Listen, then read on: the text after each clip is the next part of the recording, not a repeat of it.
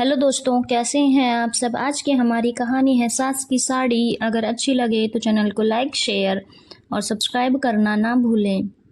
आज बरखा की बिटिया रो रही थी।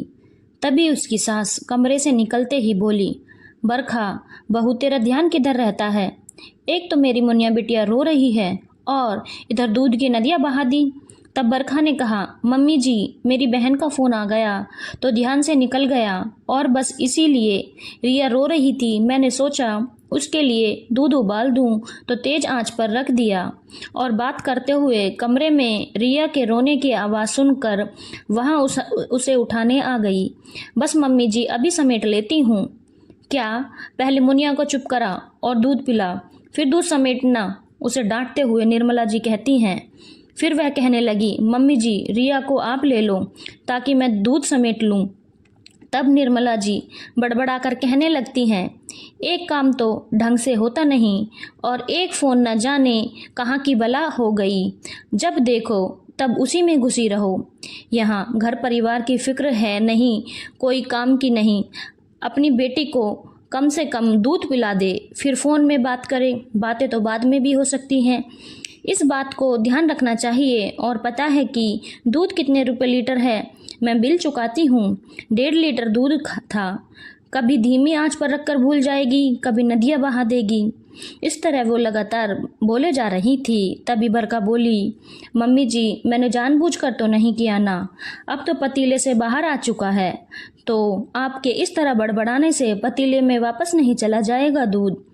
आगे से अब ध्यान रखूंगी। अब मुझसे बहस करेगी क्या। आजकल की बहुओं को नुकसान की पड़ी ही नहीं है। जैसे पैसे पेड़ पर उगते हैं और मेरा बेटा मेहनत से कमाता है, ऐसे ही पैसे नहीं आ जाते हैं, समझी। निर्मला जी बोले जा रही थी।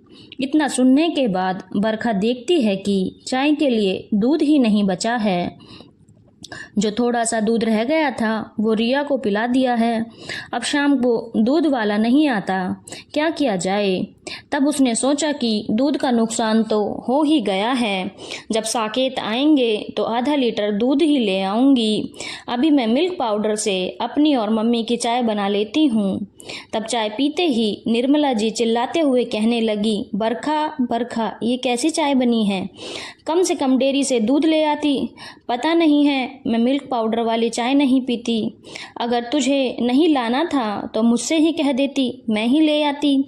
कम से कम दूध पाउडर वाली चाय तो न बनाई होती।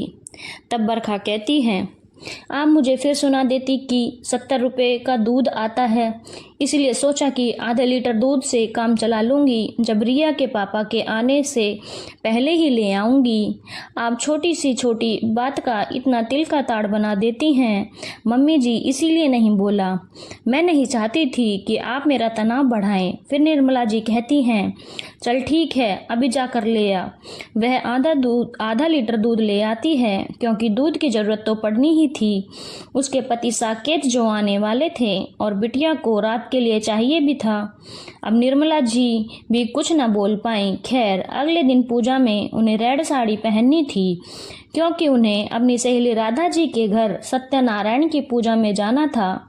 इसीलिए वे अपनी बहू बरखा से बोली, बरखा तेरे कपड़े प्रेस हो गए क्या। मेरी रेड वाली साड़ी प्रेस कर दे, कल राधा जी के यहाँ पहन लूँगी। जब बरखा साड़ी प्रेस कर रही थी तभी रिया साड़ी के पास आ जाती है।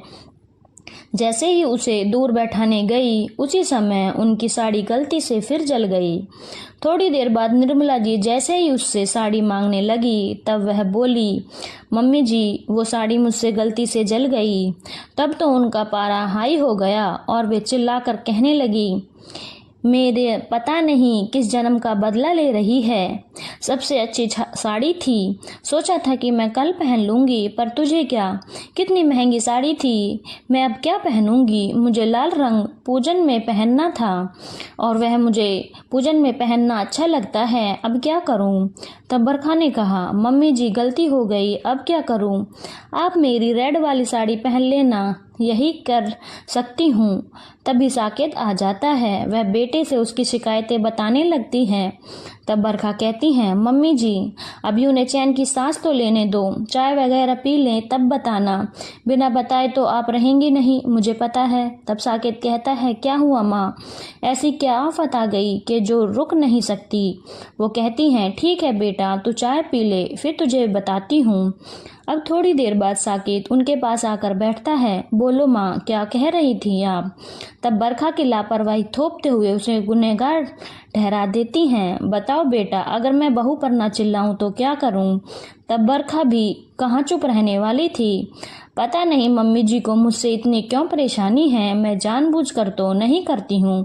घर में थोड़ा बहुत तो चलता रहता है नुकसान।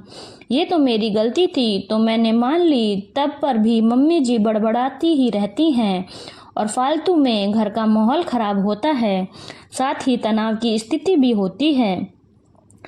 तब साकेत माँ को समझाकर कहता है, माँ कलह करने से जो नुकसान हो गया वो मुनाफे में बदल तो जाएगा नहीं। इससे क्या होगा, आपकी बातों का असर बरखा पर होगा नहीं, तो आप कम से कम अपना सम्मान बनाए रखने के लिए कम से कम उसके दिल में अपना सम्मान तो मत खोइए। इस तरह नफा नुकसान से ऊपर उठकर बेटे ने माँ को समझाया, माँ आप प्यार से अपनी छवि बनाएं ना कि बिगाड़ें, ताकि आप दोनों के बीच तालमेल बना रहे। तनाव मुक्त माहौल से घर की शांति बनी रहेगी। और यह सुनकर बरखा ने भी कहा, मुझे भी पता है कि पैसे बड़ी मुश्किल से आते हैं, पर हर जगह नफा नुकसान देखकर बहू को कोसना भी कहाँ तक ठीक है। इस तरह साकेत माँ और बहू के बीच सुलह कराता है। फिर दोनों को समझाया कि मैं पूरे दिन घर में नहीं रहता हूँ, तो आप लोग प्यार से एक दूसरे के साथ रहिए, क्योंकि प्यार से रिश्ते में तनाव नहीं होता। इस तरह उसकी माँ ने भी कहा, हाँ बेटा मैं कोशिश करूँगी कि मैं गुस्सा ना करूँ, तनाव वाली स्थिति ना आए कि मैं तुम्हें बताऊं या फिर बहू को मेरे प्रति सम्मान न रहे और फिर वह कहना ही ना सुने या मेरी बात का असर ही ना रह जाए। इस तरह घर में तनाव की स्थिति खत्म होने लगती है। नहीं अब साकेत को माँ शिकायतें करके तनाव बढ़ाती। घर में यदि सास बहू के बीच सही तालमेल हो तो तभी तनाव नहीं हो सकता। दोस्तों, आमतौर पर घरेलू नुकसान तो होते रहते हैं, थोड़ी बहुत तो चलता है, पर बात जितनी ज़्यादा खींची जाए तो बात उतनी ही बढ़ती है। सामने वाला भी आपको बोलने से चूकता नहीं, इसीलिए आपस में मेल जोल से काम में जिए ताकि तनाव और परेशानी ना हो। जैसे छोटे बच्चे वाला घर हो तो नाती पोतों को साथ संभाले या घरेलू काम में मदद कर दे। इस तरह एक दूसरे का साथ दिया जा सकता है। धन्यवाद दोस्तों। अगर आपको कहानी अच्छी लगी हो तो चैनल को लाइक, शेयर और सब्सक्राइब करना ना भूलें।